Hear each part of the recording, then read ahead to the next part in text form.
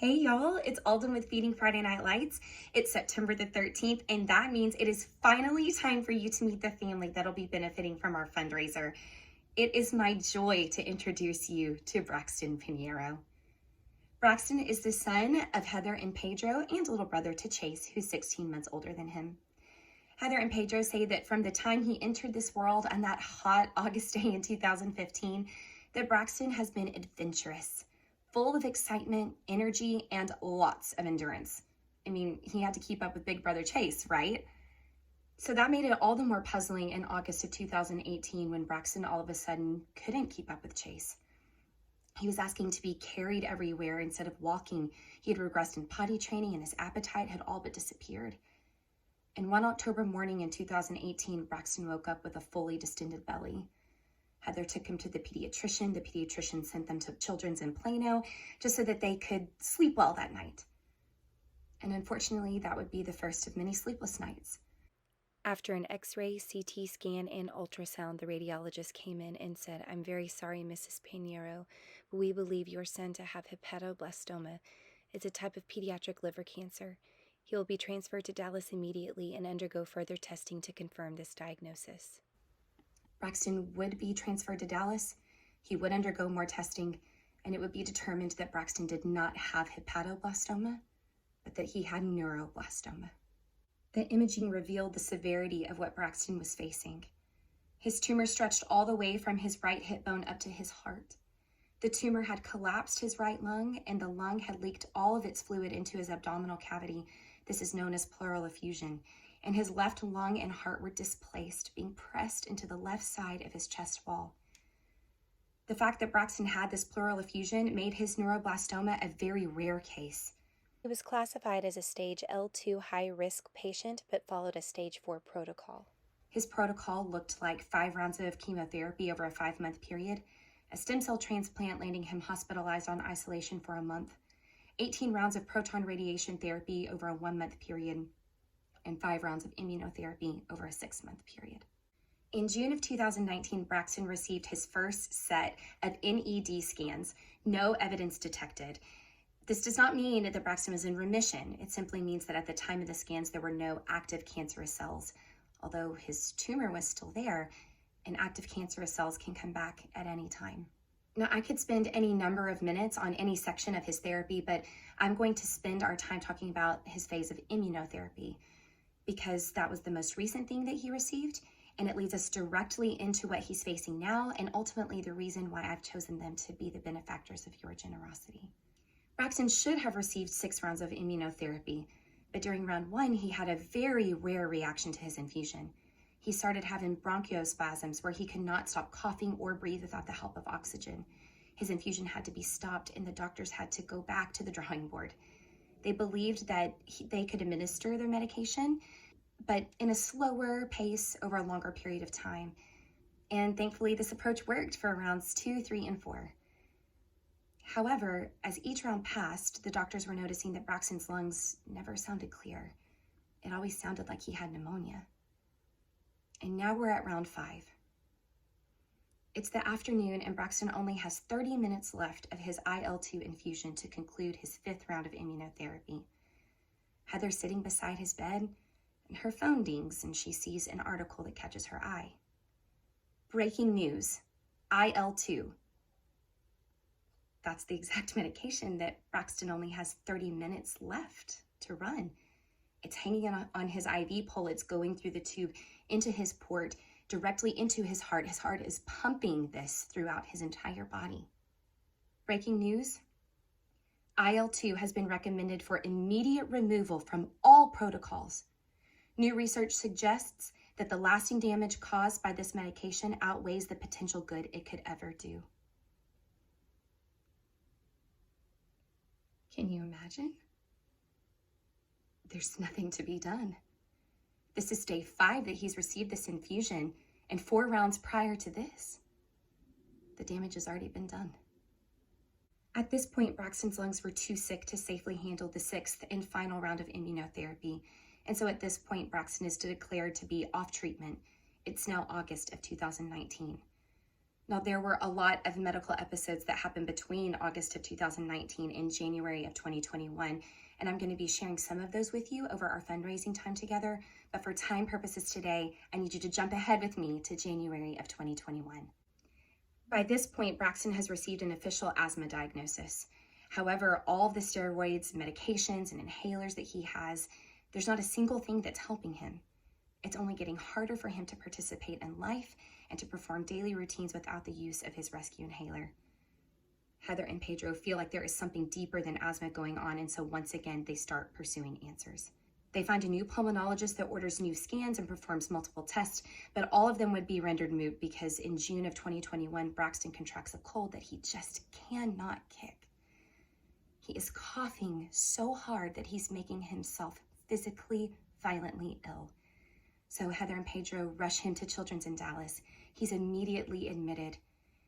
And ultimately, his team of doctors decides that it is time to do the thing that they have been putting off and hoping that they would not have to do, which is a lung biopsy. It's incredibly invasive and incredibly painful. On July the 13th of 2021, the Piñeros received the lung biopsy results. While there are many terms and diagnoses that come from this biopsy, the one that carries the most weight is that Braxton, this 5-year-old little boy, is suffering from pulmonary fibrosis. In case you don't know what that is, pulmonary fibrosis is a lung disease. It's where the wall of your lungs begins to harden so they cannot expand and take in oxygen. This causes inflammation, which causes more hardening, and it's a sickening, never-ending cycle. Upon receiving this diagnosis, his team here in Dallas immediately refers them to Children's in Houston, where they have a special lung program that we don't have here in Dallas. So in August of 2021, the Piñeros head to Houston. The doctors there agree with the pulmonary fibrosis diagnosis, but say they want even more testing to be done because they suspect that not only does Braxton have pulmonary fibrosis, but that he has something called PPFE. PPFE falls under the umbrella of pulmonary fibrosis with two very important distinctions. The first being that it is even more aggressively progressive than regular pulmonary fibrosis. And the second, one that's the hardest to come to terms with, is that PPFE is only developed as a side effect from some of the chemotherapy that Braxton received. Braxton's parents have asked me to share the following information and the severity of what they are facing with you because, to be completely honest, it is just too hard for them to say these words when they are the ones living it daily. I'm honored that they have entrusted this to me, and I'm going to share the following information with you with as much love and care and integrity as possible.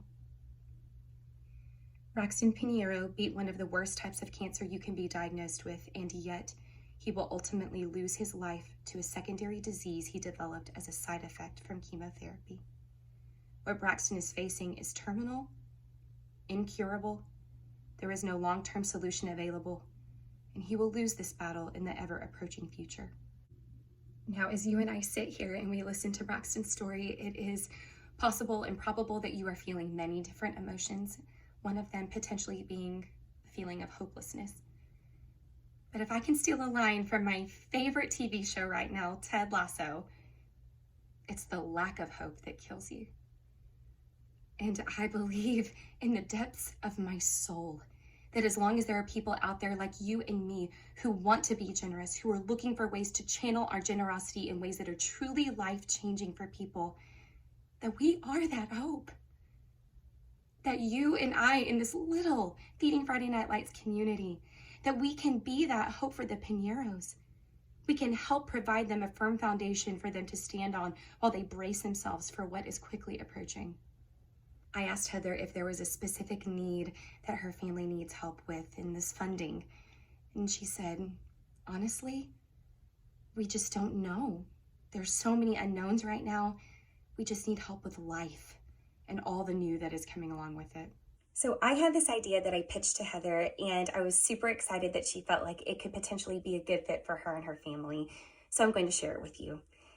I would absolutely love to raise enough funds to allow Braxton and Chase to attend play therapy once a week, and for Heather and Pedro to find emotional sustenance as they begin to cope with their new reality once a week for an entire year.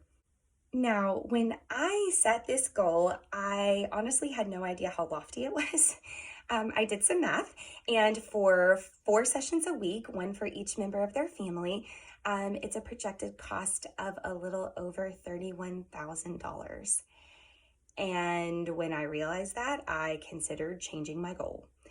However, I've ultimately decided not to change my goal. I'm going to stick with the thing that God laid on my heart and on my mind, and I'm going to lean in and trust what I already know to be true, because I have seen it happen in my own life with my own family. I've seen all of you do it for Ella and again for Grayson, and I believe that you will all show up yet again and do it for Braxton. And that is that God can and will do immeasurably more than I can ever dream of. And I cannot wait to see what God's immeasurably more looks like for Braxton and his family in the way he uses all of you to do that. Okay, so let's talk some logistics real quick. Cookies for a Cause fundraiser. I'm selling 2 dozen chocolate chip cookies for $25. You can also donate above and beyond your cookie order, or you can just simply donate with no cookie order. If you want to order cookies, there's a form to fill out. It's in the text that goes along with this video. However, if you only want to donate, you don't even have to fill out the form. I've made it as simple as possible for you to donate. You can find my Venmo, Zelle, and PayPal information in the text that goes along with this video. Just title your donation of whatever dollar amount you would like. Truly, no amount is too small. If you could title it "For Braxton the Brave," I will make sure that that gets passed on to the Piñero family. And as always, absolutely 100% of what you give is going to go to the family in need.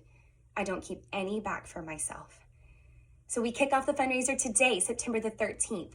It will close on September the 25th. And on September 27th, I will reveal exactly how you guys showed up for Braxton and his family. Please know that I'm praying for every single one of you that is listening to this. I hope that you will join me in praying for Braxton and his family. And if you have the ability to give, I pray that you give generously to them. All right, I've done my part.